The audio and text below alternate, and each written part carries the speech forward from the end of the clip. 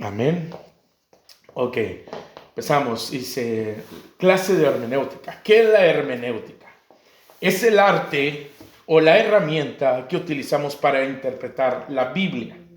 Hay personas que usan este tipo de hermenéutica, pero para interpretar ciertos estudios literarios. Pero nosotros no nos importa otra cosa más que interpretar la Escritura, porque es inspiración de Dios y Dios le ha placido poderse comunicar con nosotros por medio de una escritura, de la Biblia. Entonces, para que nosotros podamos interpretar qué es lo que Dios nos ha dado, qué es lo que Dios nos ha puesto por medio de su escritura, por inspiración de su Espíritu Santo, porque recordemos, hubo muchos escritores, pero hay un solo autor de la escritura, que es el Dios mismo, la inspiración del Espíritu Santo. Entonces, todo eso tenemos que comprenderlo, porque realmente las personas que escribieron la escritura usaron varias figuras literarias, según la época, según podemos decir, la costumbre, que no son las mismas épocas de nosotros, sino la misma costumbre, y eso es lo que nosotros tenemos que interpretar por medio de la hermenéutica. Amén. ¿De dónde proviene la palabra hermenéutica? Proviene de la palabra griega hermenebien, que significa explicar y interpretar. Explicar que la escritura no es algo tan sencillo como para decirles, ahí les va, y ahí atragántense, porque esta es la escritura, la palabra de Dios. No, la escritura, por medio de la hermenéutica, nosotros podemos tomar un versículo bíblico y desmenuzar y ponérselo como un alimento en el cual la persona, el oyente, pueda comerlo fácilmente. No darle todo el montón de carne, el puño de vegetales y hazte garras como puedas. No se puede, sino que para eso la hermenéutica, para nosotros poder ofrecer un mensaje lo más explicado que se pueda. Para eso es para explicar e interpretar, porque para poder nosotros explicar necesitamos primero entenderla nosotros, ¿entiende? Porque no podemos decir, es que esta es la escritura, y de repente estás predicando y puedes decir, ya entendí esto. ¿De dónde va a salir eso? A ver si, ¿con qué confianza pones una persona que no conozca la escritura y en ese mismo instante le venga la iluminación de Dios y diga, sí es cierto, fíjate que sí es cierto este asunto? No, es para explicar, interpretar, pero nosotros primero tenemos que interpretar para poder explicar. Pero para eso se utiliza la hermenéutica. Amén. Paso número 3. ¿Para qué nos sirve la hermenéutica? Dice, para poder hacer un buen exégesis, o sea, un buen estudio a profundidad, una buena excavación, así como los mineros que escarban para poder adquirir los tesoros. Asimismo, para poder hacer un exégesis e interpretar correctamente la Biblia. Ojo con esto. Ahí tengo unas como lupas, pero no se pintaron bien, pero cuando uso las lupas es como algo importante, sí, algo importante para señalar. Todo predicador, todo maestro, todo pastor, todo estudiante serio de la palabra tiene que conocer la hermenéutica. ¿Por qué? Porque va a haber muchas personas que nos van a oír y no podemos ser de dar una enseñanza y para la siguiente semana los mismos versículos bíblicos que puedas usar, das otra enseñanza diferente a la que ya habías enseñado, y tendemos a hacer eso porque somos humanos, nos equivocamos, pero por eso tiene que ser un predicador, un maestro, un pastor, un estudiante serio de la escritura, alguien que conozca la hermenéutica, porque lo que nosotros enseñamos, eso le va a marcar el corazón a aquella persona que lo está escuchando, porque hay muchísimas personas, que vienen y de cuenta dicen, Señor, ya vine a tu casa, escuché la alabanza, escuché la predicación, pero sabes que no me quedó nada. Y hay personas que vienen con el corazón abierto y dicen, Señor, yo vengo a recibir, y recibe la palabra, y si le damos mala palabra a esa persona, la vamos a instruir malmente. Entonces, para eso la hermenéutica, para poder enseñar a los hermanos los tesoros que tiene la Escritura y poder interpretar bien la Escritura para aquellos que nos están oyendo. Amén. Para eso son para eso es la hermenéutica. Entonces, vamos en el inciso número 2, dice las reglas de oro. ¿Por qué las reglas de oro? Perdón. ¿Por qué las reglas de oro? Porque son las reglas inquebrantables. Esas reglas nos ayudan para poder respetar el entorno de la Escritura. No es algo que yo les quiera meter. No, es que ustedes tienen ustedes tienen que, ¿cómo se dice? Ustedes tienen que someterse, ustedes tienen que aceptar que el Dios de nosotros es un Dios trino. No les voy a decir de esa manera. Simple y sencillamente venimos de la misma corriente teológica donde sabemos, conocemos y entendemos por medio de la Escritura y exegéticamente conocemos que el Dios de nosotros es un Dios trino. ¿Amén? Amén. ¿Sí, amén? Pues lo están escuchando en YouTube. En la Biblia la palabra Trinidad, pero sí lo dice. No se encuentra, exactamente, no se encuentra, pero ahí está plasmado. Les voy a poner algo sencillo. Bueno, ahorita vamos a ver eso, pero no quiero que piensen que esto es de a fuerza, es algo que yo les quiero meter así a la fuerza. No, todas estas cosas son totalmente bíblicas. Y si ustedes creen que yo estoy enseñando algo malo, es una enseñanza, estoy totalmente abierto para escuchar cualquier duda o inconformidad para poder, o yo me retracto, o ¿sabe qué? O se esclarece la duda. ¿Amén? Pero para eso estamos aquí. Bueno, inciso A dice, dice reglas de oro. El contexto general de la Biblia. ¿Cuál es el contexto general de la Biblia? El contexto general de la Biblia es cómo vas a leer la Biblia.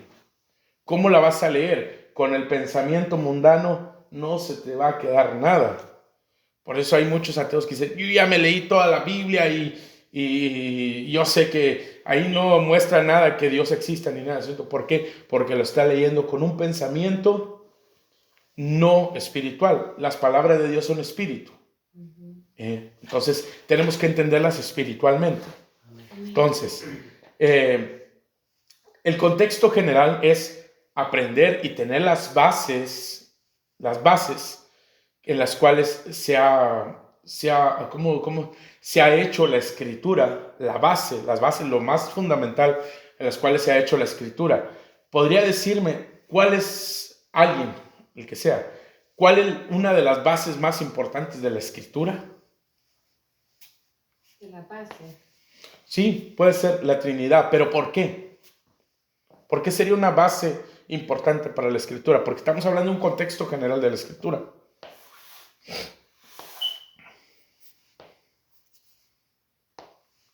Tal vez no podemos captar la pregunta. ¿Por qué? Ok, sí. Bueno, una de las bases, ahorita explicando esto, me van a comprender un poquito más. Aquí están las bases. Las bases fundamentales. La Escritura, ¿para qué fue hecha? ¿Para que la gente se burle? No. Para que alguien la pueda leer y pueda decir, está bonito el libro y tiene buenas historias. No. Puede ser para edificar. Para edificar, exactamente. Corregir, ya ve que también. Sí, como dice la palabra del Señor. Exactamente. Entonces, hay algo provechoso en la Escritura, pero entonces, ¿para qué nos puede ser útil a nosotros? Para la salvación, para guiarnos a la vida Salvación, eterna. ok, salvación. Ahí va un punto muy importante. ¿Salvación de qué? De nuestras almas, ¿Pero por medio de quién? por medio de Jesucristo. ¿Y a quién se le ocurrió hacer eso? Al Espíritu Santo, y por la fe nosotros creemos. Yes. Ok, el plan es de Dios. El Hijo es el que actúa y el Espíritu Santo es el que nos guía. Ok, hay algo hermoso ahí, hermanos, porque realmente el contexto general de la Escritura es esta. Un Dios trino que miró la humanidad y dijo, cometieron un error.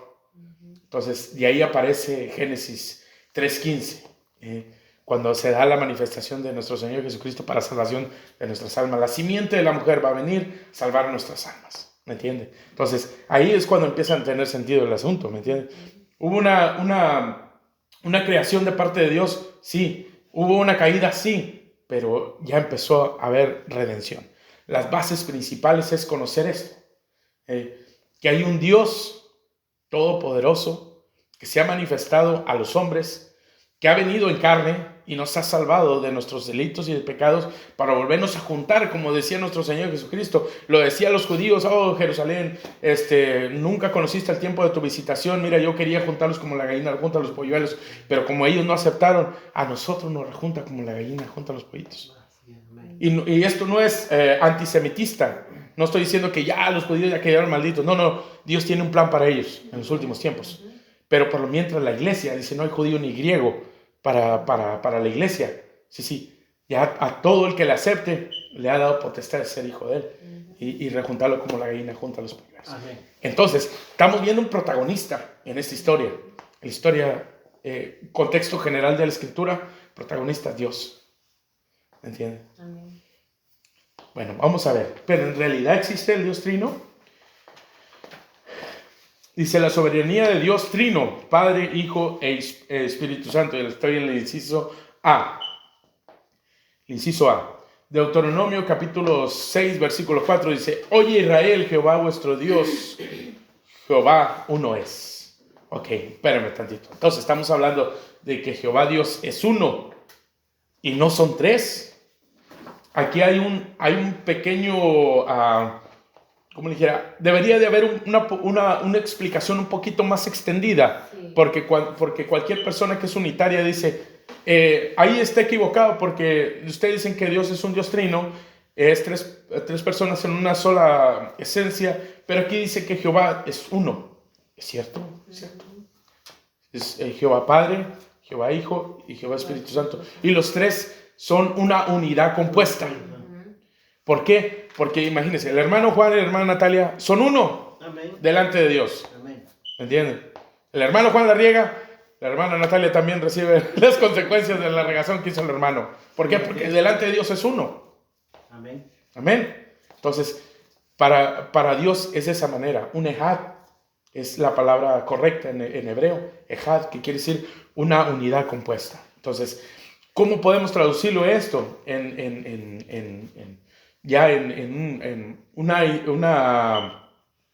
una buena interpretación de lo que es este versículo bíblico? Dice: oye Israel, Jehová nuestro Dios, Jehová una unidad compuesta es. Que son tres personas y no un solo Dios. ¿Por qué? Porque dice Dios que Él no acepta ningún Dios fuera de Él.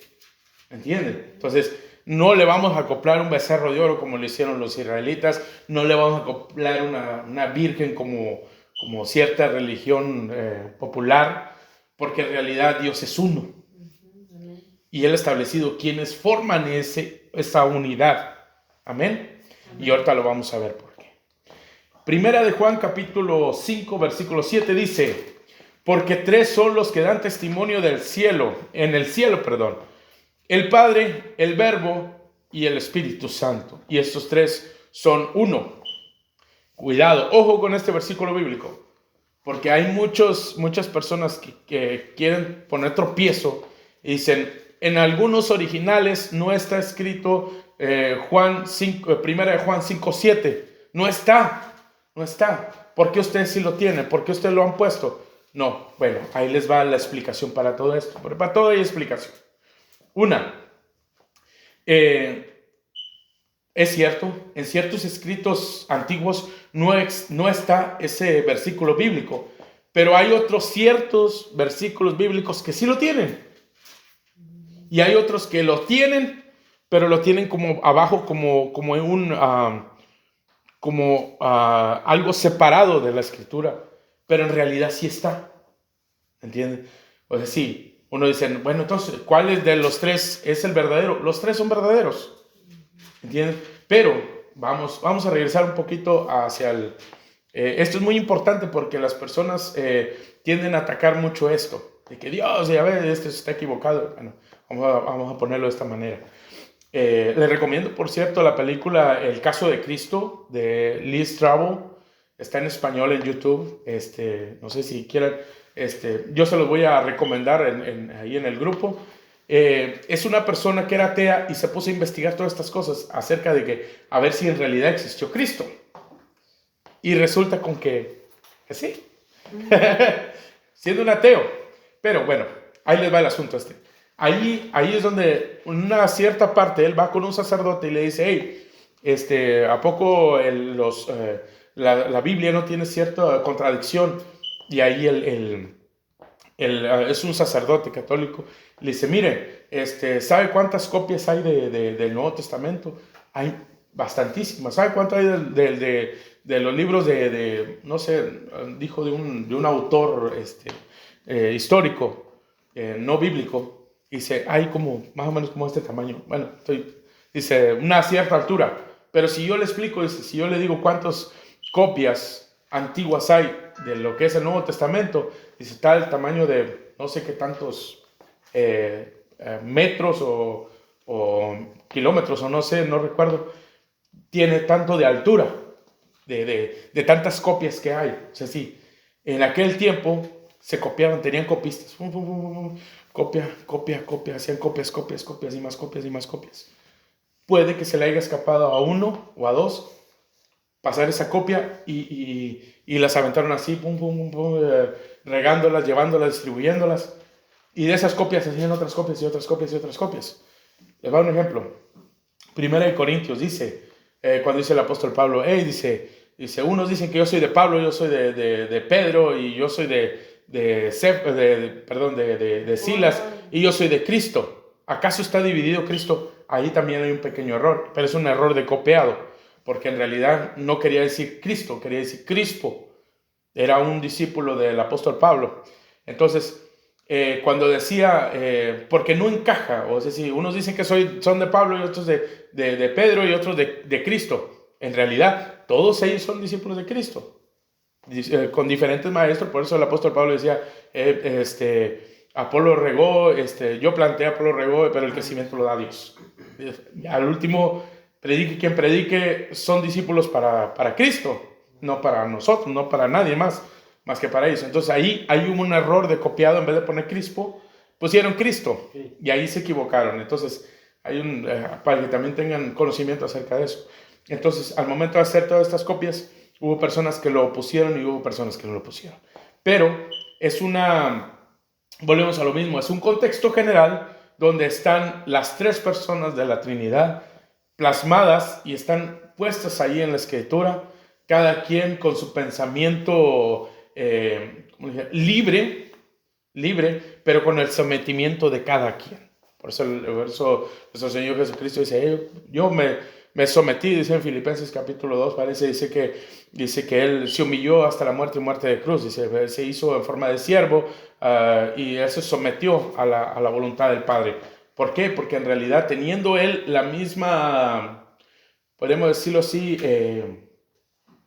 el mismo poder, podemos decirlo de esa manera, teniendo lo mismo que el Padre y el Espíritu Santo, dice, ¿sabes qué, Señor? Yo me someto a ti. Y no es de que cuando le dijo Padre no significa que fue engendrado, pues no, está la mamá. O le hacemos caso a Jonathan Mesa, que decía que el Espíritu Santo es la mamá, porque es el Padre, el Hijo, y yo está la mamá. Pues le vamos a dársela al Espíritu Santo. Esa es una blasfemia en contra de Dios, porque en realidad no necesariamente tiene que ser eso. Es como un sometimiento de como un hijo se sometería a su padre, así es igual, ¿me entiendes? Pero todos tienen el mismo poder, podemos decirlo de esa manera, pero con diferente, saben trabajar juntos, pues. Pero lo que los une más es el amor, es algo más maravilloso. Entonces, el versículo 1 Juan 5:7 dice, porque tres son los que dan testimonio en el cielo, el Padre, el Verbo, que es nuestro Señor Jesucristo, y el Espíritu Santo, y estos tres son uno. Amén. Ahí estamos teniendo la oportunidad de conocer a los tres en uno solo. Amén.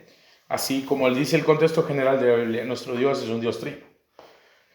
Éxodo, capítulo 3, del 1 al 2 hasta el 6. Bueno, perdón, es capítulo 3, versículo 1 y 2, y luego de ahí nos vamos a brincar hasta el 6. Aquí los tengo también.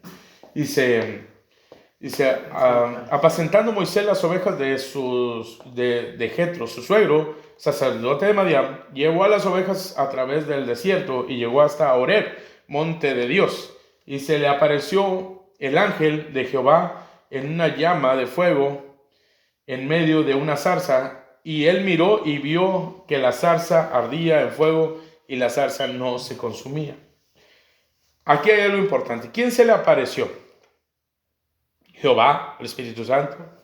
Dice que fue el ángel de Jehová. En el versículo 6 dice algo así. Dice, y dijo, yo soy el Dios de tu padre. ¿Quién le está hablando? La zarza. Yo soy el Dios de tu padre, el Dios de Abraham, Dios de Isaac y Dios de Jacob. Entonces Moisés cubrió su rostro porque tuvo miedo de mirar a Dios. Ahí está la manifestación del ángel de Jehová. ¿Me entiendes? Pero no era el ángel de Jehová el que estaba hablando, era Dios. Entonces, ¿cómo puede suceder eso? ¿O es el ángel o es Dios? O sea, sí, Es el mismo. es el mismo. Una de las manifestaciones o una de las formas en las que el Espíritu Santo también se manifiesta es por medio del fuego. Entonces podremos decir que ahí está la Trinidad. Claro, podría ser un poco dogmático asegurar eso, pero simplemente checando el contexto de la Escritura nos damos cuenta que en realidad hay una unidad en ellos, hay una unidad que está plasmada en la Escritura, pero si no es porque nos detenemos y le empezamos a desembarañar, a desmenuzar esos versículos bíblicos, es como nosotros nos damos cuenta. Por si lo leemos así, el ángel y sí, no, está bien. No, en realidad, si nos ponemos a detener y miramos con lupa todo este asunto, nos damos cuenta en realidad de eso. Amén. Algo así, un flash. ¿Recuerdan cuando se le apareció el ángel de Jehová a Manoah, el padre de Sansón? Está en Jueces capítulo 13, parece. Dice que le ofreció holocausto. ¿Entiendes? O sea, sí, si el ángel de Jehová, como dicen algunos, que es un ángel nada más, sería bueno que él aceptara un holocausto. Si no es el mismo Dios quien acepta el holocausto, en realidad eso estaría mal. Porque cuando Juan, el apóstol Juan, también se le mostró el Apocalipsis, que Jesús sí fue un ángel, y entonces Juan se le arrodilló y le dijo, no, yo soy consiervo tuyo, levántate, adora. En dos ocasiones cometió ese error Juan, ya de la edad de 90 años, imagínense, cometió ese error. Dice que se me postré para adorar al ángel y me dijo, no, cuidado, yo también, dice, yo soy un consiervo como tú y como tus hermanos, adora solamente a Dios, ¿me entiendes? Eso es lo que le responde el ángel. Entonces, no hay ángel que pueda recibir una adoración, no puede.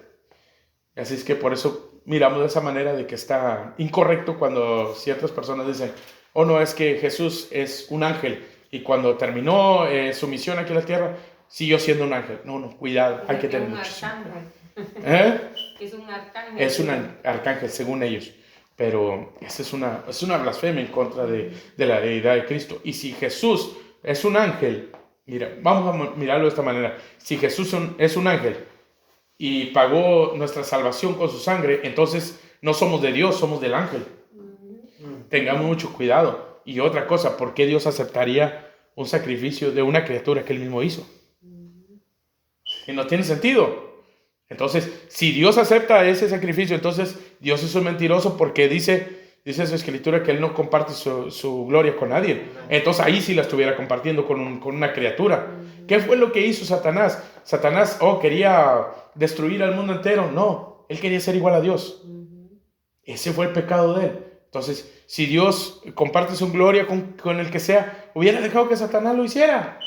Pero entonces, ¿cuál fue la maldad que se encontró en Satanás? Según Isaías capítulo, parece 11, 14, no recuerdo. ¿Cuál era esta? Que se halló maldad en ti. Pero ¿cuál era esa maldad? Que quería ser igual a Dios. Subiré a los cielos, a lo alto, a los lados del norte, y ahí me sentaré en el trono y seré semejante al Altísimo. Ese fue el pecado. ¿Entienden? Entonces ese fue el pecado. Entonces, ¿por qué Dios, si comparte su gloria con otro angelucho, por qué no le dio la oportunidad a Satanás? Porque él mismo lo creó. ¿O por qué? Porque Dios no comparte su gloria con nadie. Amén. Seguimos, dijo mi tío. Seguimos. Entonces, hasta aquí vamos bien, ¿va? Ok. Mateo capítulo 3, versículos 16 y 17. Este también ha sido bien aporreado por los universitarios. Pero no tienen ni fundamentos tampoco para poder sostener lo que ellos dicen. Mateo capítulo 3, versículo 16 al 17. Es en el bautismo de Jesucristo. Dice, versículo 16. Y Jesús, después de que fue bautizado, subió luego del agua, y he aquí los cielos le fueron abiertos. Y vio al Espíritu de Dios que descendía como paloma y venía sobre él. Versículo 17. Y hubo una voz de los cielos que decía: este es mi Hijo amado, en quien tengo complacencia. A ver. ¿Quién dijo eso? ¿Juan el Bautista? No. ¿Quién bajó un águila? No, dice que bajó una paloma, como el Espíritu Santo, como en forma de paloma. Entonces, ahí vemos la Trinidad tomando testimonio, podemos decirlo así, tomando testimonio de lo que estaba sucediendo ahí, porque era el bautismo para aventar a Jesús al ministerio, al cual se había preparado por esos 30 años. Entonces, si se da cuenta, ahí estaba el Padre apoyando y animando: este es mi Hijo amado, bien orgulloso que estoy de él. Y el Espíritu Santo posando sobre él, como llenándole, vistiéndole de poder. Porque el mismo Jesús decía: yo las cosas que las que hago, no las hago por mí mismo, sino las hago por mi Padre. Y dice también en otra parte de la Escritura, dice que el lleno del Espíritu Santo, ¿entienden? Porque pues los tres son uno. Los universitarios dicen que esta escritura de Mateo es que bajo una paloma, sí, pero una paloma, pero dice como paloma. Ahorita no sé si más adelante vamos a aprender acerca de eso del símil, pero dice como paloma. Pero cuando se oyó que se oyó la voz en el cielo, muchos dicen que era un relámpago, pero era el mismo Jesús hablándose. ¿Tiene sentido? ¿Me entienden?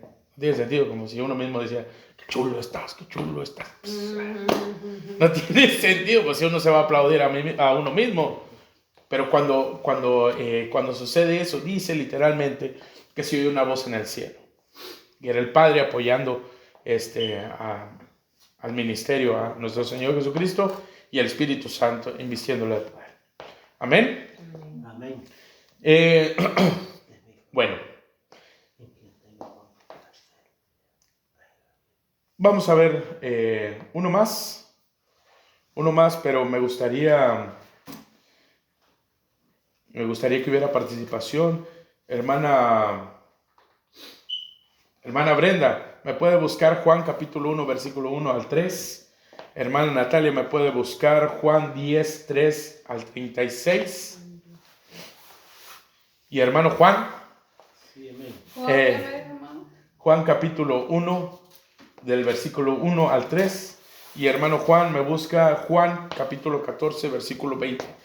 ¿Y por qué uso tantos versículos bíblicos en el Evangelio de Juan? Porque el apóstol Juan, eso fue su enfoque: mostrarnos al Hijo de Dios. Mostrarnos, ese era el Evangelio de Juan. Si habrá como agüitas. ¿Le eché para mí? Sí. Déjame.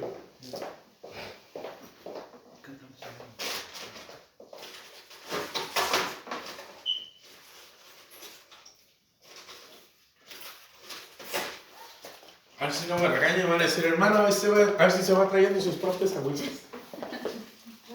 Aquí tiene. Hermano Juan. Gracias.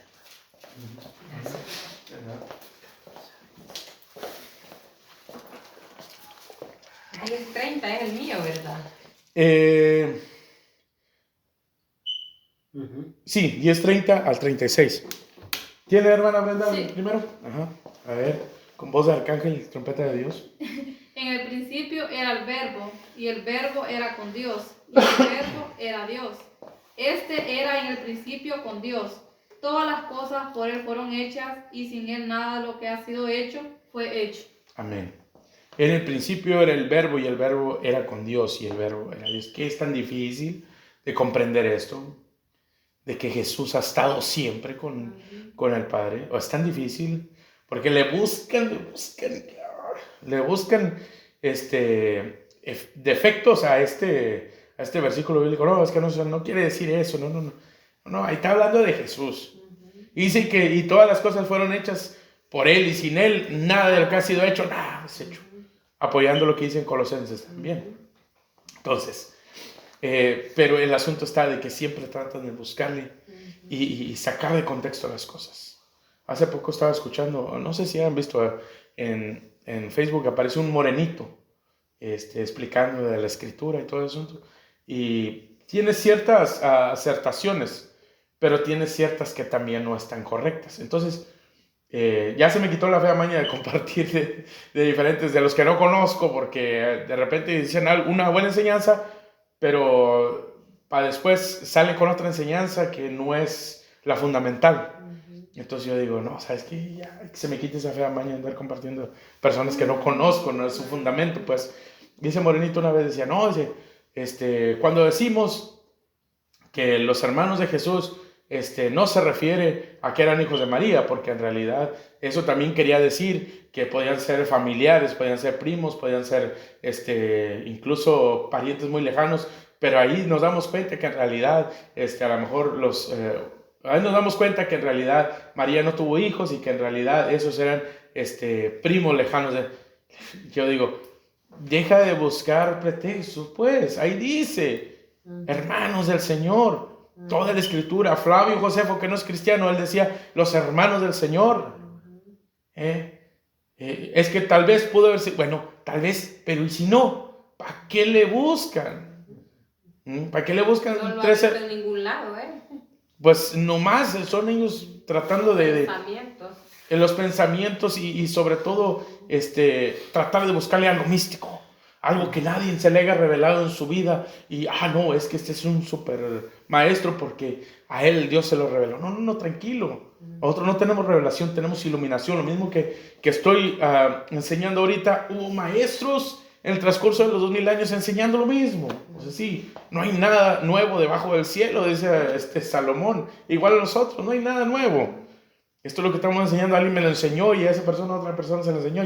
Y así sucesivamente. Cada quien, eso sí, cada quien, si lo ha visto en las materias de hermenéutica, o lo van a ver, cada quien enseña de una forma diferente, pero lo mismo. ¿Entienden? Amén. Lo mismo. Entonces dijimos que el verbo era Dios y el verbo... En el principio era el verbo y el verbo era con Dios y el verbo era Dios. Amén. ¿Quién sigue? Hermana Natalia, Juan capítulo 10. Yo y el Padre uno somos. Jesús les respondió. Jesús les respondió, muchas buenas obras os he mostrado de mi Padre. ¿Por cuál de ellas me apedreáis? Le respondieron los judíos diciendo, por buena obra no te apedreamos, sino por la blasfemia, porque tú siendo hombre te haces Dios. Jesús les respondió, ¿no está escrito en vuestra ley? Yo dije, dioses sois. Si llamo dioses a aquellos a quienes vino la palabra de Dios, y la escritura no puede ser quebrantada, al que el Padre santificó y envió al mundo, vosotros decís, tú blasfemas, porque dije, hijo de Dios soy. O sea que él decía, por eso, ahorita que estábamos hablando anteriormente, no se me vino a la mente a mí. Ve que los judíos le decían, lo apedreaban, pues lo maltrataban querían porque él apedrear. decía, yo soy hijo de Dios, y entonces ellos decían, te haces semejante a Dios. Es que automáticamente siendo el Hijo de Dios Era se Dios. cumplía la Sí, profecía de era que iba a Dios. venir el Hijo de Dios, Ujú. ¿me entiendes? Lo que decía Moisés, que iba a venir otro más grande que él, ¿me entiendes? Entonces ahí se iba a cumplir la profecía de que Dios iba a mandar a su propio Hijo, pero ¿por qué no lo aceptaron? Porque pues, ellos en realidad no estaban interesados en ser rescatados de sus pecados, sino ser rescatados del imperio romano. Entonces cuando llega Jesús, dice, este no es, porque nosotros esperamos un guerrero como Un David rey, para que nos, ajá. sí, para que nos liberte del imperio romano y así, así, así. Pero pues esa es la cuestión de que pues igual iban a seguir con sus pecados. Entonces dice, tú dice automáticamente diciendo que Dios es tu Padre, que tú eres hijo de Dios, entonces ¿te haces tú también Dios? Ujú. Entonces ahí elude Jesús a una palabra, pero fíjense, tampoco no dice, no, espérense, me están malinterpretando, yo dije que era el Hijo de Dios, pero no Dios, ¿entienden? Tampoco no está, como dijera, tampoco él no está desechando de que ellos estaban asegurando que era Hijo de Dios, sino que él también elude una palabra que dice, no escucháis la Escritura, que dioses sois vosotros, pero no se refiere a que nosotros, tenemos, como dice Cash Luna, que somos Jehová Juniors. No, para nada, al contrario. Lo que dice, aluda a la palabra que somos justos, por la palabra que se usa en el original, dice, porque habla también acerca de la Escritura. Búscame otra vez el versículo bíblico ese, parece que es el 34. Aquí mismo en el, Sí. en el 10, en 34. 10:34. Jesús respondió, ¿no está escrito en vuestra ley? Yo dije, dioses sois. O sea, les está preguntando. Uh-huh. Porque ¿No? en Salmos ¿No está escrito eso. en vuestra ley? ¿Dioses sois? Uh-huh. Si llamó dioses a aquellos a quienes vino la palabra de Dios, y la escritura no puede ser quebrantada, al que el Padre santificó y envió al mundo, vosotros decís, tú blasfemas, porque dije, Hijo de Dios soy. Ajá, exactamente. Fíjense, dice que la escritura no puede ser quebrantada. Dice que en la antigüedad se le dijo, dioses sois. ¿A quiénes? A los que vino la palabra. O sea, ¿son dioses? No, se refiere a que son justos. Las personas que aceptaron la palabra fueron salvas, pero por actos de justicia. Dice la escritura de Abraham, dice que Abraham creyó a Dios y le fue contado por justicia. También dice la escritura que el justo por la fe vivirá. Estamos hablando de las mismas personas que se sometieron a la escritura. ¿Me entienden? A eso se le llama dioses, pero no porque tengan poderes o X cosa. No. Por la justicia, lo justo, lo que es agradable delante de Dios. Amén. ¿Me entienden? Tampoco no le está diciendo que son dioses, no para nada. Pero entonces ahí es cuando él asegura que él es hijo de Dios y que él es automáticamente Dios, porque jamás dice lo contrario. Amén. Entonces, Juan, el hermano Juan, 14:20. Sí, 14:20. Este se me había olvidado cuál es. En aquel día vosotros conoceréis que yo estoy en mi Padre y vosotros en mí, y yo en vosotros. El que tiene mis mandamientos y los guarda, este es el que me ama. Y el que me ama será amado por mi Padre, y yo le amaré y me manifestaré a él. Ahí sí está bien, hermano. Dice, en aquel día vosotros conoceréis que yo estoy en mi Padre y vosotros en mí y yo en vosotros. O sea, sí, hay algo ahí muy unido y volvemos a apelar a la misma palabra, Ejad, que es una unidad compuesta. ¿Me entienden? Entonces, dice que Él y el Padre son uno, están juntos y después nosotros nos vamos a juntar con Él. Amén. Quisiera seguir con más ejemplos, pero mejor vamos a vamos a lo que sigue, como dijo doña Chonita. Entonces, inciso A, ¿en qué quedamos? Es un Dios trino, mostramos con la escritura, hay más versículos ahí si los quiere investigar, de que el Dios de nosotros es un Dios trino, pensando con una mentalidad, con un contexto general de que la escritura está llena del Padre, el Hijo y el Espíritu Santo.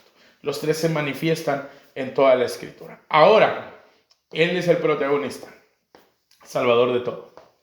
Ahora vamos a ver, ahora sí que los antagonistas, la creación caída. Porque de estos dos partes se conforma la escritura. No habla acerca de que los marcianos, no habla de otra cosa. Incluso hace poco salió la profeta, entre comillas, Ana Méndez, dice que Dios dijo que iba a salvar a toda creación, entonces había que predicarle a los monos, a los changos, a los animalitos. O sea, sí, en ese grado de locura estamos, hermano, no creas que es bromita. Sí, es algo que va a entender. Es que la salvación no es para los animales, es para nosotros. Así, vemos, estamos viendo la vegetación, las montañas, los ríos, los animales, todo eso es parte del mundo, del entorno, pero todo esto son cosas secundarias. Por eso tenemos aquí un Dios hermoso, poderoso, y nosotros que somos los antagonistas y que solamente podemos ser parte del protagonismo, pero si aceptamos a Cristo como Señor y Salvador. Amén. Vamos a ver el inciso B. Dice, en este punto podemos generalizar la humanidad caída y necesaria de un Dios misericordioso. Apunte bien esa palabra. Necesitado. Exactamente. Necesita. ¿Qué dije yo? Necesario. ¿Qué cosa, no? Dice, y necesitada de un Dios misericordioso que nos salve de nuestros delitos y pecados. ¡Wow! Entonces sí, vemos la parte y la contraparte. Parte de Dios, la contraparte que somos nosotros. Pero todo, si se da cuenta, toda la escritura habla acerca de Dios y la humanidad. No hay enfoque en ninguna otra cosa. ¿Me entienden? No es de que Eliseo o Elías fue a predicar a los changuitos. No existe nada de eso. Es la humanidad. Dios tratando con la humanidad. ¿Se acuerdan que hablamos de las dispensaciones bíblicas? Es el Dios tratando con la humanidad. No Dios tratando con los árboles, con los perros, no con nada. Es con la humanidad el trato. Entonces, la parte buena, Dios, la parte no tan buena, que es necesario tener a Cristo para que seamos la parte buena, es la creación caída. De ahí, no es porque yo sea también, a lo mejor yo me pongo a pensar, digo, a lo mejor soy un poco exagerado en ese aspecto y yo no quiero que la gente se levante y siempre trato de decirles que pues nosotros no somos nada y no somos nada y no somos nada. Y hay mucha persona que se cree mucho, que se cree mucho, que se cree mucho. Y yo digo, pues es que no somos nada, no somos nada, no somos nada. Pero en realidad he hecho matemáticas en lo que es mi vida. Pues tengo que examinarme primero yo, examinar mi vida y luego mi entorno, todo. Y digo, en realidad no estoy tan mal. O sea, sí, nosotros somos los... Y no es porque estemos defectuosos, sino que nosotros quisimos agarrar ese defecto. Y seguimos peleando con ese defecto.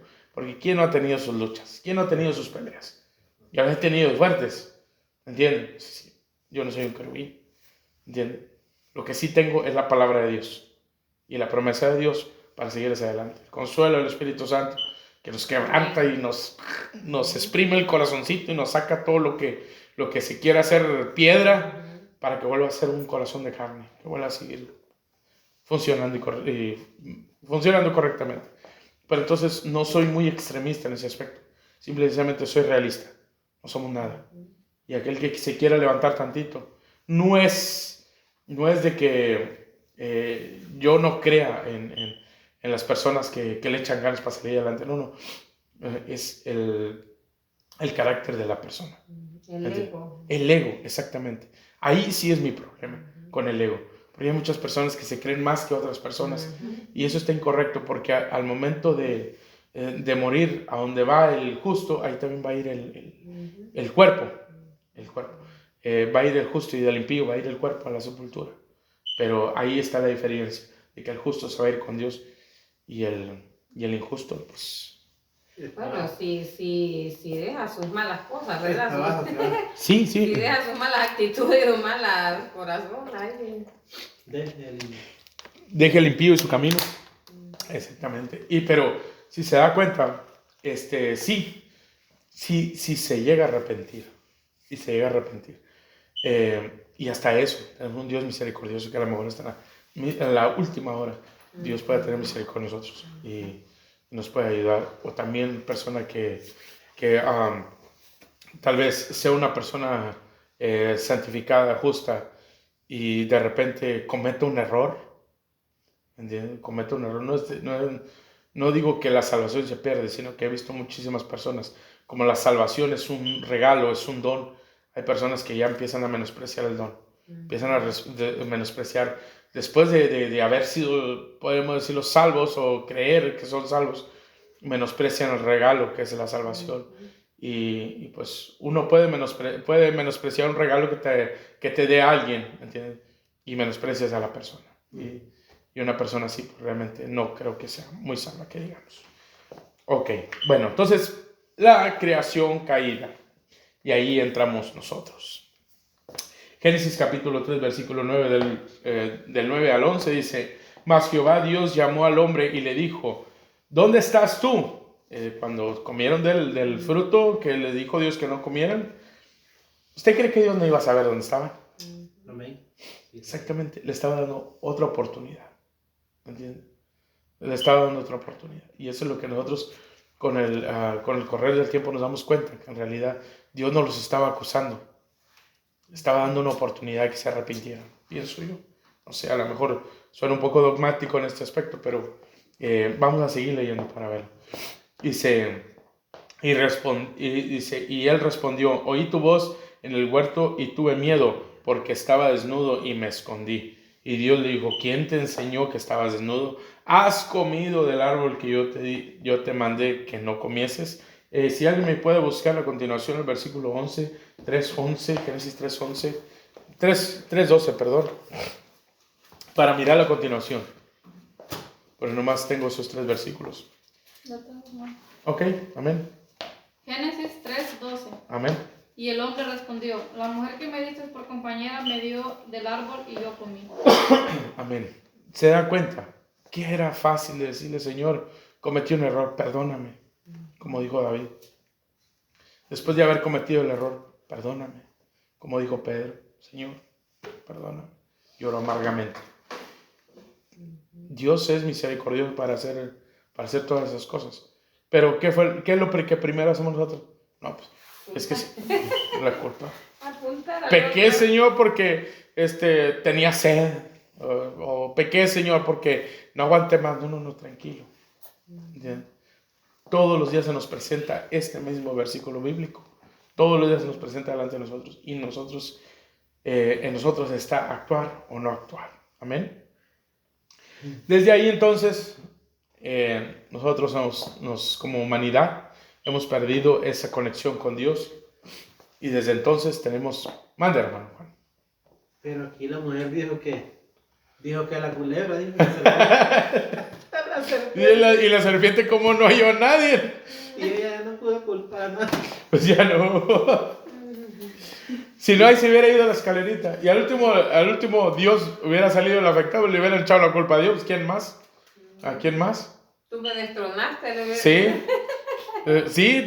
¿Por qué no me diste lo que yo quería? Hermano, Mande. yo siempre he tenido una curiosidad. ¿Cómo esta mujer se detuvo a platicar con un animal, con una serpiente? ¿Será que había visto la película que de aquel morenito que platica con el perro, con el moreno que tocó. oso? Ajá. El doctor Dolittle. Yo creo. No, pero mire que platicando con la serpiente y ahí nomás la serpiente se Pero pero vio que Es algo raro. muy sutilmente ¿Cómo le entró? dice, con que ay, Dios los prohíbe de muchas cosas, no, hombre, ya ni la hace. No, pero de todo podemos comer menos de eso. Ay, porque quiere Dios que no coman de eso, es porque sabe que el día que coman, ustedes van a ser iguales a Dios. Y entra esa cosquita. Y si soy igual que Dios, ándale, come, no te pasa nada, Y ahí está, le come, pero no le pasa nada. Y dice, fíjate que sí es cierto. Ella fue engañada, pero cuando le lleva a su esposo Adán Ay, sí. deliberadamente come. Y ahí es donde todo Es que sucede. la miró bonita y no la pierde. Sí, no, dijo, cómete esto porque no va a haber cena. No va a haber frijoles, no va a haber de harina. Cómete esto. No, pues aquel comió. Y ahí fue donde, porque él actuó deliberadamente. La otra fue engañada, pero él comió deliberadamente. ¿Y por qué no vino un día Adán la culebra? ¿Eh? La serpiente, la culebra, dije. ¿Cómo? ¿Por qué no llegó a donde él? Porque Ah. el apóstol Pablo dice, porque la mujer es más fácil de engañar. Qué barbaridad. Lo siento mucho, pero es lo que dice el apóstol Pablo. Exactamente. Lo he oído. El oído. Hay ciertas cosas que la mujer es más sensible en escuchar. ¿Entiendes? Y el hombre, pues como no cree nada, es muy duro. Es más difícil. Es más difícil. ¿Seguimos? No, es más duro con el oído, pero con los ojos No, cuidado. Es que está la cosa. se doblan. Mire, es que como la manzana estaba rojita y bien bonita, él la miró. ¿Cómo cuando le iba a pegar una mordida? Y donde le había mordido salía así el juguito. Que ahí estamos en un debate, mire. Sí, no, ¿para qué quiere? Bueno, van a decir en el audio, eso no va a ser una pelea, ¿no? No, para nada. Ay, discúlpenos, hermanos del audio. Vamos a seguir. Y ni me acordaba que estábamos ahí grabando. Romanos 3:23 dice, por cuanto todos pecaron, están destituidos de la gloria de Dios. Entonces, vamos a ver este asunto. Si nosotros somos buenos, somos campeones, somos generales, somos triunfadores, ¿por qué dice Romanos 3:23? Por cuanto todos pecaron, están destituidos de la gloria de Dios. ¿Desde cuándo? Desde que hubo ese pecado. Todos estamos destituidos. Fue la primera que pecó. Sí. Estamos destituidos de la gloria de Dios. Romanos 5, del 6 al 8 dice, porque Cristo, cuando aún éramos débiles, a su tiempo murió por los impíos. Fíjense, porque Cristo, cuando aún éramos débiles, así, cuando estábamos vulnerables al pecado, a su tiempo murió por los impíos, porque nosotros no éramos algo bonito, éramos impíos. Ciertamente apenas morirá alguno por un justo, con todo pudiera ser que alguno osara morir por el bueno. Dice, mas Dios muestra su amor para con nosotros, nos muestra su amor. No, lo merecíamos, no lo merecíamos, pero Él muestra su amor para con nosotros, en que siendo aún pecadores, Cristo murió por nosotros. Y no es porque seamos algo bonito, algo chulo, no, para nada. Dios muestra su amor. ¿Entiendes? Uno de los atributos de Dios es la justicia, el amor. El amor. Es algo tan maravilloso el amor que Dios tiene, que es incomprendible para nosotros. Es totalmente incomprendible. Entonces dice que Dios muestra su amor para con nosotros, que dice, en que siendo aún pecadores, Cristo murió por nosotros. Tuvo que venir alguien como reemplazando ¿cómo le dijera? Sí, tuvo que venir nuestro Señor Jesucristo, quitarnos a nosotros y ponerse Él. Y Él, por ser justo, nosotros tenemos la justificación de nuestro Señor Jesucristo. Pero fuera de ahí no somos nada. Todavía vuelvo y repito, ¿Por qué? Porque es el contexto general de la Biblia. Dice la Escritura también que Dios miró hacia abajo buscando a algún justo. No encontró ni uno. Ni uno. Romanos 6:23 dice, porque la paga del pecado es muerte, mas la dádiva de Dios es vida eterna en Cristo Jesús, Señor nuestro. ¿Qué es la paga del pecado? No hay persona que no haya pecado. Somos de entre más pasamos el tiempo, más vivimos, más pecados tenemos y más pecados hacemos. Gracias a Dios por su sangre, que podemos limpiarnos, pero no hay, y toda esa paga de todos esos pecados es la muerte. Por eso tuvo que venir Jesucristo a morir por nosotros. Dice, por eso es la dádiva de Dios, es vida eterna en Cristo Jesús, Señor nuestro. Hebreos 9:22, y ahí le voy a decir por qué, dice, y casi todo es purificado según la ley, con la sangre. Sin derramamiento de sangre no se hace remisión de pecados. No hay perdón de pecados si no hay derramamiento de sangre. Y eso fue lo que vino a hacer nuestro Señor Jesucristo, entregar su sangre para redimirnos de nuestros pecados. Seguimos hacia adelante. Entonces tenemos un comprendimiento bueno acerca de lo que es el contexto general de la Escritura. Así es que, hermano, cuando escuches un predicador que diga que Dios dio dio a su Hijo unigénito porque usted era valioso, porque... No, tranquilo. No hay nada bueno en nosotros. No soy un extremista tampoco, pero soy solamente realista. ¿Entiendes? ¿Por qué? Porque si lo miramos de esta manera, si lo miramos de que Dios miró algo bonito en nosotros, ya no fue por su amor y misericordia, sino fue por conveniencia. ¿Entiendes? Por ejemplo, una persona que está postrada en el suelo, esa persona está ahí postrada con mucha hambre y queriendo saciar su vientre de algo. Tú puedes pasar por un lado y no pasa nada, ¿entiendes? Pero si en ti entra primero la misericordia. ¿Qué es la misericordia? La misericordia es mirar la necesidad de aquella persona y humillarte de tal manera que tengas que llegar con esa persona. Y la gracia es algo que él no se merece. ¿Por qué? ¿Trabajó para ti? No. ¿Lo conoces? No, menos. Es una persona que está tirada. Pero la gracia y la misericordia empieza a actuar en ti y dices, mi hermano, lo siento mucho, yo sé que tú tienes necesidad de algo, mira, mi misericordia para ti y mi gracia es darte algo de comer. ¿Entiendes? Por eso la gracia de Dios, la misericordia de Dios es mirar nuestra condición caída, nuestra condición necesitada, así como aquella persona que está tirada, nuestra condición necesitada de una salvación, y llega Dios y por su gracia nos da a su Hijo. Pero no es algo que nosotros merezcamos o no es algo que nosotros, podemos decirlo así, podemos aludirle a Dios o exigirle a Dios. No, para nada. Es su gracia y su misericordia, nada más. ¿Entiendes?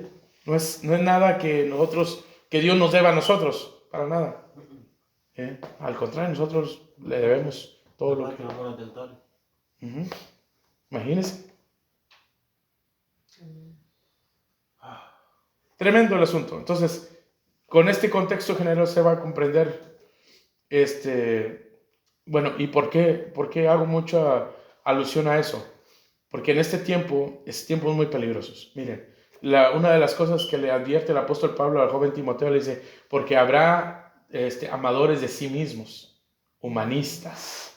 Cuidado con eso. Humanistas que digan, usted se tiene que querer primero usted para que pueda querer a los demás. No, tranquilo. Primero tienes que querer a Dios para que puedas aprender el verdadero amor. Y luego después lo compartes hacia los demás. ¿Entiendes? Muchas de las veces, como dice el Sermón del Monte, dice nuestro Señor Jesucristo, dice, tienes que, dice, si llega alguien y le dice, llévate mi armadura, decían los romanos en aquel tiempo, llévate mi armadura una milla, que era lo reglamentario para los romanos. O sea, la ley les permitía que nomás una milla. Y ya después de ahí, de esa milla, buscaban otra persona. Estuviera haciendo lo que estuviera haciendo. Hey, ven para acá, llévate mi armadura una milla. Y tenía que llevarse. Dice nuestro Señor Jesucristo, bueno, si te dice, ven, llévate la armadura una milla. Dile, si quieres, me la llevo 2. Estás jugando, estás acercando. No, me la llevo 2 en vela. Aquí me la llevo bien suave. Y ves con él 2 millas. Ahí, si hubiera sido una persona que si quisiera ese mismo, dijera, hey, llévate mi armadura una milla.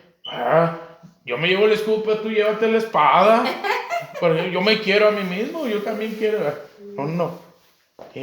Muchas de las veces fue también lo que hizo nuestro Señor Jesucristo. Él se humilló para que nosotros pudiéramos pasar.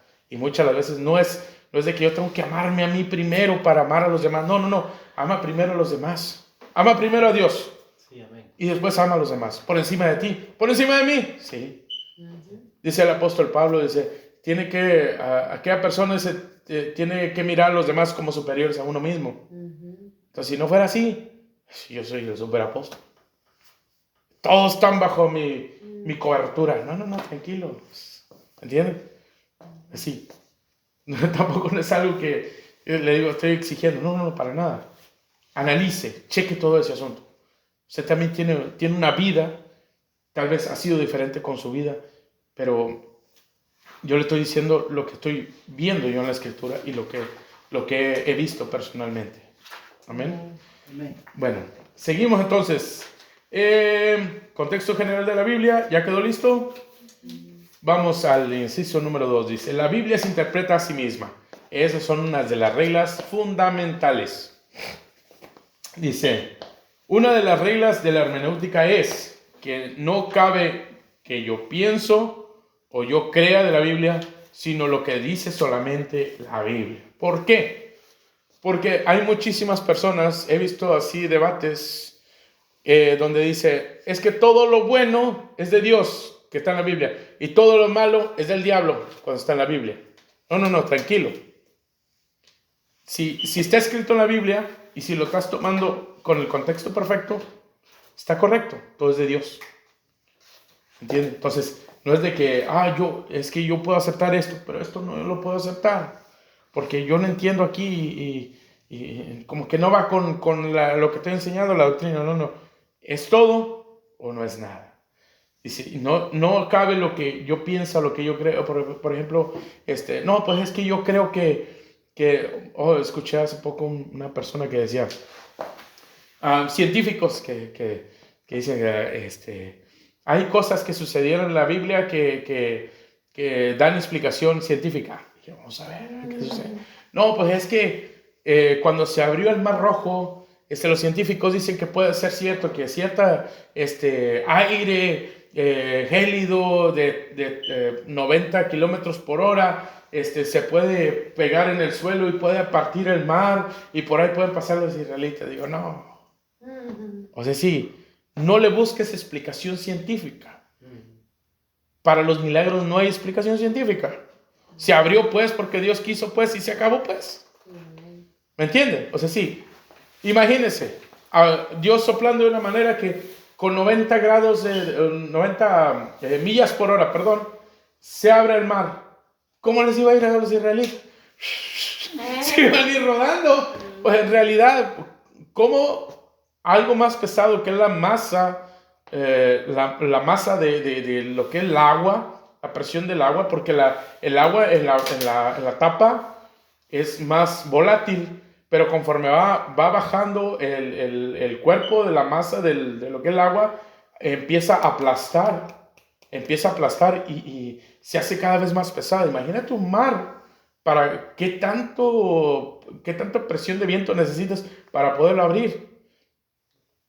Esa es la explicación científica que ellos tienen, pero la explicación de Dios es esta. Para Dios no aplica nada de lo que Él ha hecho. Es decir, Él puede romper las reglas cuando Él quiera. Él es el jefe. Amén. Él es el patrón. ¿Entiendes? Por eso Jesús caminaba sobre el agua. ¿Por qué? ¿Encontró una veredita? No. Para Él no aplica la ley de la gravedad para Él no aplica nada de eso. Entonces, una explicación bíblica Dios abrió el mar y se acabó. ¿Entiendes? Entonces, ¿qué fue lo que produjo? La fe de Moisés. La fe de Moisés. Porque si le hubiera dicho, Dios le dijo, levanta tu vara. ¿Entiendes? Si no lo hubiera levantado, él dicho, este es un desobediente. No voy a abrir esa cosa. ¿Entiendes? Sí. Después vamos a ver eso. Las promesas, todas tienen una consecuencia o tienen un pero. Y después lo vamos a ver ese asunto. Pero imagínense ese asunto. Pero ¿qué fue lo que sucedió? Por obediencia, Moisés levanta la vara, se abre el mar. ¿Pero quién abrió el mar? Moisés con la vara. Pues yo lo puedo tratar de hacer y no va a pasar nada. ¿Entiendes? Dios con su poder. Así es. Hay que tener obediencia. Amén. Así es. Entonces, no hay explicación científica para todo esto más que lo que dice la palabra. Amén. Es un milagro, no lo entiendo, pero pasó y ya. Con eso, nosotros nos fortalecemos, pues. ¿Me entiendes? Segunda de Pedro, creo que ahí tienen primera de Pedro, pero es segunda de Pedro, capítulo 1, versículo 20, si pueden corregirle. Yo le corregí hace ratito. Segunda de Pedro. Primera de Pedro. Sí, pero va a ser segunda de Pedro. Oh, pues segundo tenía yo aquí. Oh, sí, tenía segunda, entonces está correcto. Pero en el primero tiene un primera de Pedro. Ajá. En el primero es donde digo yo. Primero es el segundo. Sí, en el primero y segundo. Miren, entonces dice la escritura. En el primero, que dice primera de Pedro, siempre es segunda también. Esta es segunda también. Sí, los dos son segunda de Pedro. Entonces, no entra ahí nada de lo que yo piense, nada de raciocinio. Lo que es, y lo que está escrito en la Biblia, está escrito en la Biblia. Para eso estamos aprendiendo en la hermenéutica, para poder encontrarle una explicación no científica, una explicación espiritual a las cosas. Segunda de Pedro 1:20 dice, entendiendo primero esto, que ninguna profecía de la Escritura es de interpretación privada. O sea, sí, nadie puede llegar a decir, usted no comprende la Escritura, guarde la Biblia, yo se la leo, yo se las digo. No, cuidado. Hay que tener muchísimo cuidado con eso.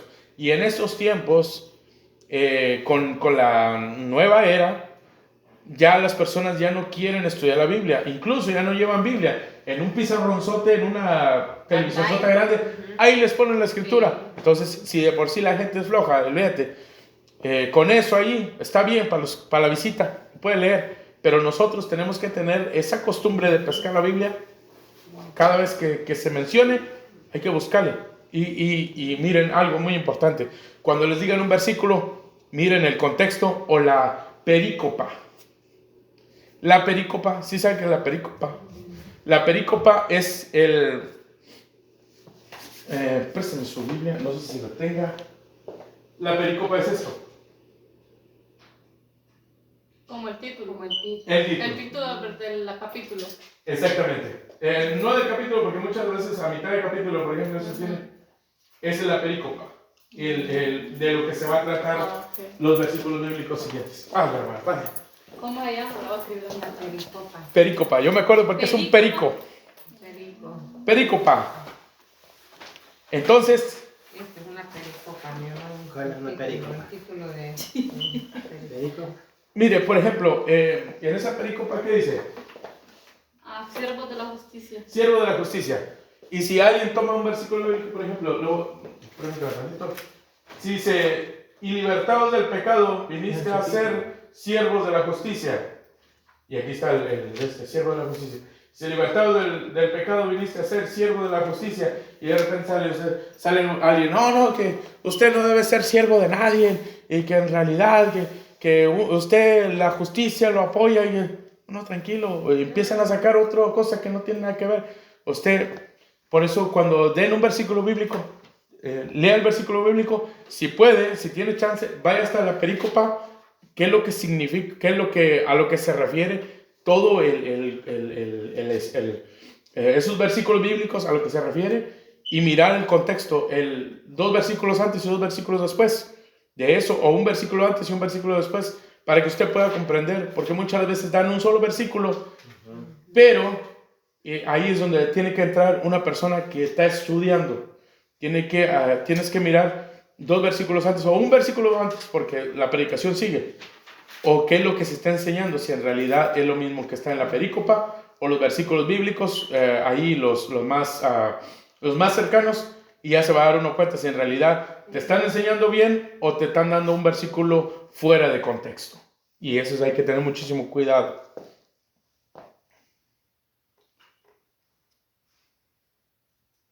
¿Amén? Amén.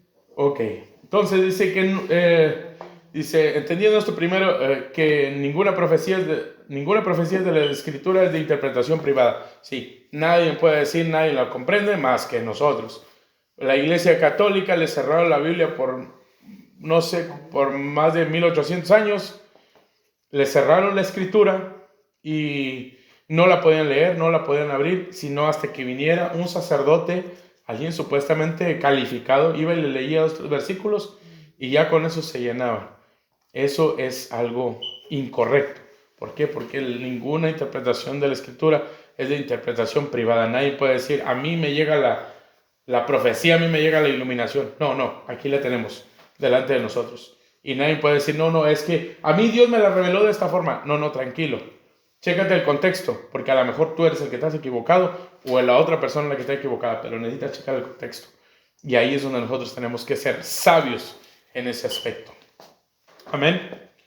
Amén. Segunda de Pedro 3, 15 y 16 dice, y tened entendido que la paciencia de nuestro Señor es para salvación, como también nuestro amado hermano Pablo. Aquí es Pedro hablando de Pablo. Según de la sabiduría de la que ha sido dada, os ha escrito. Pablo escribiendo según la sabiduría que Dios le dio. Dice, casi en todas sus epístolas, hablando en ellas de estas cosas, entre las cuales hay algunas difíciles de entender y de las cuales los indoctos e inconstantes tuercen, como también las otras escrituras para su propia perdición. No sé si había cosas que Dios le enseñaba al apóstol Pablo que eran difíciles de comprender, pero fíjense que tiene el apoyo del apóstol Pedro, ¿entiendes? Difícil de entender, entonces tenía el apoyo del apóstol Pedro y decía estas cosas, como diciendo el apóstol Pedro, yo sí las entiendo, pero hay personas que no las entienden y las tuercen, las enseñan mal. Por eso el apóstol Pablo decía, o por pretexto o por verdad, Cristo es anunciado y me gozo y me gozaré aún. ¿Entiendes? Porque aún así el evangelio estaba siendo predicado, pero había personas que torcían mal la escritura. ¿Recuerdan cuando en aquella ocasión dice el apóstol Pablo, hablaba acerca de Alejandro y Fileto, algo así, decía, a los cuales dice, puse en las manos, ¿cómo dice? No recuerdo, y Fileto dice que, Alejandro y Fileto dice que le han causado muchos males, dice que Dios les pague conforme, dice, porque parece que ahí es donde decía que ellos estaban diciendo que la resurrección ya se había efectuado y así, le estaba enseñando otras cosas que no eran correctas a los hermanos que lo estaban escuchando. Entonces, esas son las personas que estaban torciendo las escrituras del apóstol Pablo. Cuando no las comprendían, las torcían. Era más fácil que ponerse a estudiar. Porque recordemos, el Nuevo Testamento, el Antiguo Testamento es el fundamento del Nuevo Testamento. ¿Entienden? Todo lo que Dios estaba haciendo en el Antiguo Testamento, toda la ley, todo ese asunto, vino a cumplirles Cristo. Entonces hay muchísimas cosas que tomamos de referencia del Antiguo Testamento. También lo vamos a mirar más adelante. ¿Sí? Dice, entonces hasta aquí vamos bien, ¿verdad? Dice 1 Timoteo 3:6, dice, no un neófito, no sea que envaneciéndose caiga la condenación del diablo. ¿Cómo? ¿Un neófito? ¿Condenación del diablo? Sí. Una persona neófita es una persona, ya lo sabe, ¿verdad? Es una persona que es, ¿cómo se dice? Es una persona que desconoce cierta área, ¿entiendes?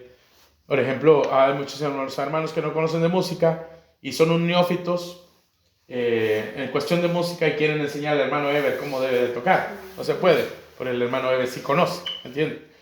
Entonces, es una persona un neófito. Dice, porque no sea que envaneciéndose caiga en la condenación del diablo. Es muy fácil caer en la condenación del diablo cuando uno no tiene conocimiento. Hablamos de ese pastor Carlos Rivas. Él no comprende algo y a todos manda al diablo. Hijo del diablo, hijo del demonio, esos perros, con Me vos gusta eso. verlo. No, yo cuando me quiero reír, sí, no se crea, ni para eso sirve.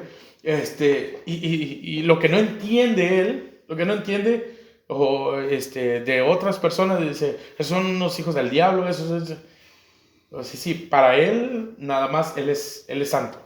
Y ahí es donde está la condenación del diablo. No sé si de que nada más él tiene la interpretación privada de la escritura, nada más él conoce y manda al diablo a todos los que, o manda al infierno a todos los que no piensan como él. Y ahí hay que tener muchísimo cuidado. Bueno,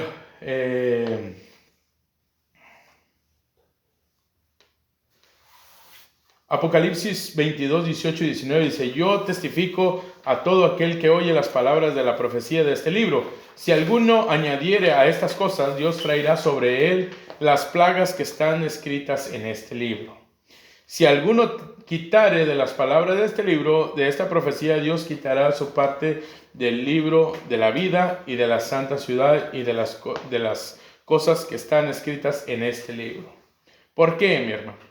Porque esta escritura no es de interpretación privada, esta escritura no es lo que yo piense, lo que yo diga, sino que hay condenación también para los que no es que, trae condenación para aquellos que quieran añadirle, porque aquí le faltó a Dios y porque aquí no está correcto, yo le voy a borrar porque no creo que Dios lo haya hecho así, no. Si alguien quitare o poniere a la escritura que ya está escrita, válgame la redundancia, entonces Dios traerá sobre él las plagas. ¿Por qué? Porque no se ha sometido a la verdadera escritura, no se ha sometido a lo que está escrito. Amén. Amén. Inciso B. Dice, la Biblia no necesita fuentes externas para corregirla o para su interpretación, ni inspiración de algún ángel, el Corán, el libro del Mormón, los estudios de la Atalaya, costumbres religiosas, etc. ¿Por qué puse todo esto asunto? Porque en realidad todas estas personas que tienen estas religiones o estas sectas dicen que no pueden comprender la escritura si no es con sus libros. Miren, el Corán es el libro de los musulmanes, pero para ellos la Biblia judía es un libro inspirado por Dios, sí, está bien, pero para ellos no creen que Jesús sea el Mesías, para ellos fue un profeta, y si quieren interpretar lo que Dios quiere decir, ahí está el Corán, que es la continuación de la Biblia, según ellos.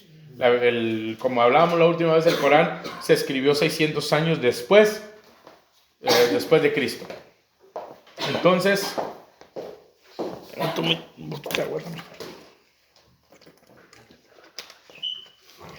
el libro del Mormón. Regreso tantito con el Corán. En el Corán, supuestamente, a este hombre, Mahoma, se le apareció un ángel y le redactó el libro del Corán, que supuestamente era el libro sagrado de Dios. El libro del Mormón. Eso es también, José Smith, ¿verdad? Creo es el de los mormones. Él también dice que recibió una inspiración de parte de un ángel llamado Moroni. Y dice que esa inspiración es la continuación de la escritura o la revelación de lo que Dios tiene para nosotros. Pero fue un ángel. Los estudios de la Atalaya, ellos también dicen que no puedes comprender la escritura si no lees primero los libros de la Atalaya, y ahí te explican cómo es que se habla la Biblia, porque si no lo habla, si lees la escritura sin los estudios de la Atalaya, puedes caer en una, ¿cómo dice? En la apostasía, y puedes hacerte uno de los apóstatas. Eso también está incorrectísimo. O costumbres religiosas. La religión popular habla mucho acerca de las religiones, de los, ¿cómo se llaman? De las tradiciones. El otro día estaba hablando con un católico y decía, no, es que las tradiciones son igual de importantes que la escritura. Le dije, no hay nada que esté a par con la Escritura. La Escritura es inspirada por Dios. Las tradiciones son cosas que inventan los hombres. Lo mismo pasó con nuestro Señor Jesucristo cuando dice que fue criticado los apóstoles porque no se lavaron las manos cuando empezaron a arrancar espigas. Y ahora, ellos están rompiendo la tradición de los ancianos. Le dice Jesús, tú lo mismo lo estás diciendo, son tradiciones de los ancianos, pero ustedes están rompiendo la palabra de Dios, porque ustedes dicen, padre, porque la Escritura dice, honra a tu padre y a tu madre, pero en realidad ustedes lo que dicen es, padre o madre, lo que yo pudiera darte ya lo dediqué al templo. O sea, si cuando el templo me lo pide, yo se lo tengo que dar a ellos, pero no a ti. Entonces, ahí están quebrantando la promesa de Dios, la palabra de Dios, por seguir las tradiciones. ¿Entienden? Ok. Entonces, la Biblia no necesita fuentes externas para nada para poder interpretar la Escritura. La Escritura se interpreta a sí misma, recuerda el contexto. En Gálatas capítulo 1, versículo 8 dice, mas aún nosotros o un ángel del cielo os anunciare otro evangelio diferente del que hemos anunciado, sea anatema, sea maldito.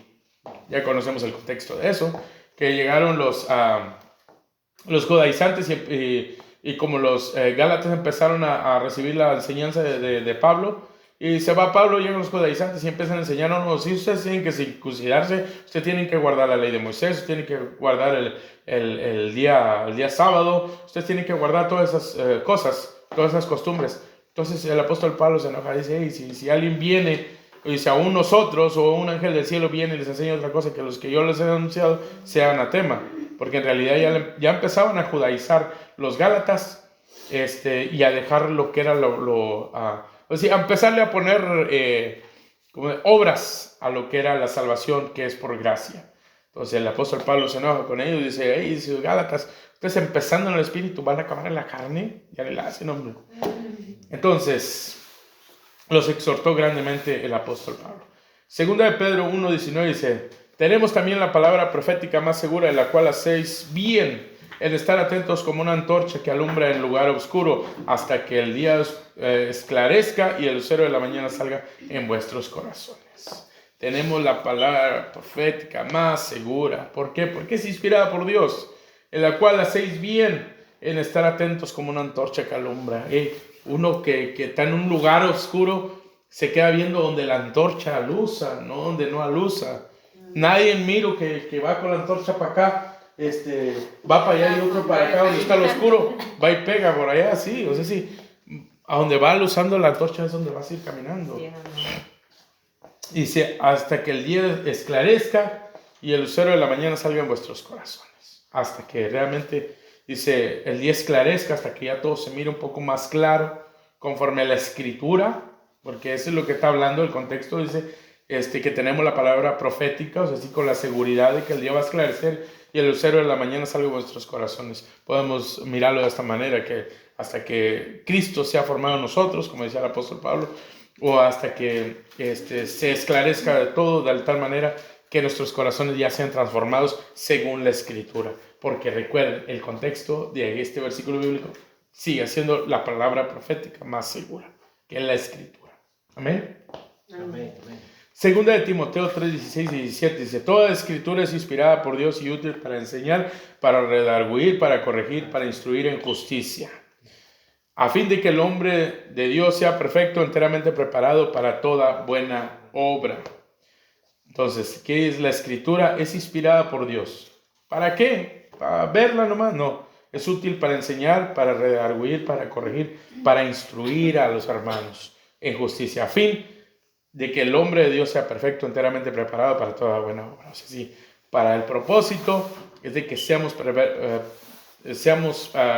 el hombre de Dios sea perfecto y enteramente preparado para toda buena, para enseñar a más hermanos. Recuerden, no necesitamos que nos diga un ángel, una inspiración de que tienes que hacer esto, tienes que hacer aquello, tienes que portarte bien, no. Tenemos la palabra profética más segura. Amén. No necesitamos nada más. Apocalipsis 1:3 dice, bienaventurados el que lee y los que oyen la palabra de estas profecías y guardan las cosas que están escritas, porque el tiempo está cerca. Amén. Bienaventurados, todavía hay bienaventuranza cuando nosotros leemos y nos sometemos a la Escritura. Romanos 10:8 dice, 10:8 al 10 dice, más, ¿qué dice acerca de ti esta palabra? En tu boca y en tu corazón. Esta es la palabra de fe que profesamos. ¿Cuál es la palabra de fe que profesamos? Que sin confesares con tu boca que Jesús es el Señor y creyeres en tu corazón que Dios le levantó de los muertos, serás ¿qué? Salvo. Porque con el corazón se cree para justicia, pero con la boca se confiesa para salvación. Amén. Entonces, esta es la palabra, dice, ¿qué más dice? Cerca de ti está la palabra, en tu boca y en tu corazón. Esta es la palabra de fe que profesamos. Sí, este es el evangelio. Que si confesares con tu boca que Jesús es el Señor, crees en tu corazón que Dios le levantó de los muertos, serás salvo. Esa es la fe, ese es creer en lo que Dios ha dicho, lo que Dios ha prometido. Y esa es la palabra de fe que predicamos nosotros. Amén. Marcos 12:10, quise poner este pequeño versículo, dice, ¿ni alguna de esta escritura habéis leído? ¿Ni alguna de esta escritura habéis leído? La piedra que desecharon los edificadores ha venido a ser la cabeza del ángulo, pero quería hacer énfasis en esto nada más. Ni aún en esta escritura habéis leído. O sea, sí, es nuestro Señor Jesucristo exhortándolos a los fariseos que le ponían trampa y luego les enseña algo y les dice, bueno, ni aún esta escritura habéis leído. Juan 5:39 dice, escudriñad las escrituras porque a vosotros os parece que en ellas tenéis la vida eterna y ellas son las que dan testimonio a mí. Yo me imagino a estos hombres que escudriñaban las escrituras, pero buscaban modos, formas de poder ser salvos por medio de obras. Pero ¿qué le dice nuestro Señor Jesucristo? Y escudriñad las escrituras, porque para vosotros parece que en ellas encontré la vida eterna. O sea, si no estaban buscando aquel que les iba a dar la salvación, estaban buscando las obras para hacer salvación, para tener la salvación así. Son dos cosas muy diferentes. Está nuestro Señor Jesucristo, que es la fe, y están las obras. Ellos estaban enfocados en buscar obras. Por eso decían, la tradición de los ancianos, ¿por qué esto los ancianos? ¿Por qué esto los ancianos? Necesitan lavarse las manos, ¿entienden? Entonces, pero jamás buscaban al dador de la salvación. Entonces, pero ellas son las que dan testimonio de mí. O sea, ya no busquen las obras, búsquenme a mí, porque yo soy el que le doy la vida eterna. Esto es Juan 5:39 y terminamos con Romanos 10:17 y cabalitos, como dijo mi hermano. Y mi esposo está afuera. Ya. Ya rato. Vamos a terminar con el último versículo bíblico. Romanos capítulo 10, versículo 17 dice, así que la fe es por el oír y el oír por la palabra de Dios. Amén. Entonces, vimos que es la hermenéutica, para qué se aplica, las reglas de oro, el contexto general de la escritura, es algo asombroso, porque recuerden, no hay que salvación para los animalitos, es el Dios todopoderoso y nosotros que somos la creación caída. Dios manifestándose al hombre y volvemos, porque mire, les voy a decir una cosa aquí de rápido. Todas las enseñanzas tienen que estar ligadas una con otra. No hay nada con que, pues me enseñaron de esto, pero pues esto es otra cosa y esto es otra. No, vamos ligados. Todo lo que tenga que ver. Vamos a ver, las 70 semanas de Daniel va ligada con las profecías de los últimos tiempos, va ligada con las dispensaciones, va ligada con la hermenéutica, va ligada con todo.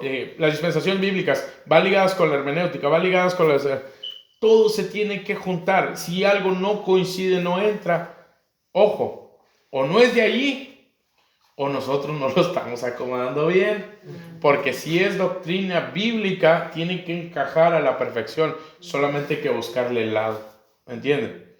Y no podemos meterle, como le decía, no podemos meterle cosas externas como la ciencia, que esto, explicación o no. Milagro es milagro y se acabó. A Dios no le podemos decir, no, es que yo no entiendo, ¿no? Tampoco no vas a decir, no voy a usar la estufa si no sé cómo funciona los electrodos y todo ese asunto, ¿me entiendes? Llega, la aprendes y la usas, se acabó. ¿Entiendes? Dios puede romper las reglas cuando Él quiera. Él es el Dios. ¿Por qué no lo hace seguido? Perdón. ¿Por qué no lo hace seguido? Porque nos volvemos locos. Sí, con la escritura tenemos. Imagínense cada rato hermanos volando y allá haciendo un jameja y no sé, sí. Dios lo puede hacer, sí, pero Él sabe con quién. Por eso dice la escritura, el Espíritu Santo da los dones a quien Él quiere y como Él quiere. Se acabó. Amén. No le podemos decir, Señor, es que yo no quiero el don de sanidad, yo quiero el don de lenguas porque se mira más. No, tranquilo. Pues por eso no te lo doy. Por eso no te lo doy, porque ya sé cómo eres. Entonces, reglas de oro, contexto general de la escritura, el Dios Todopoderoso, nosotros necesitados de ese Dios Todopoderoso, de su salvación. La Biblia se interpreta a sí misma, no necesitamos fuentes externas, no necesitamos nada de eso. Y yo creo que es todo. La primera página ya se hizo. Seguimos con más, pero ya después. Bueno, pongámonos de pie. Vamos a despedirnos de este lugar, mano, de la presencia de Dios.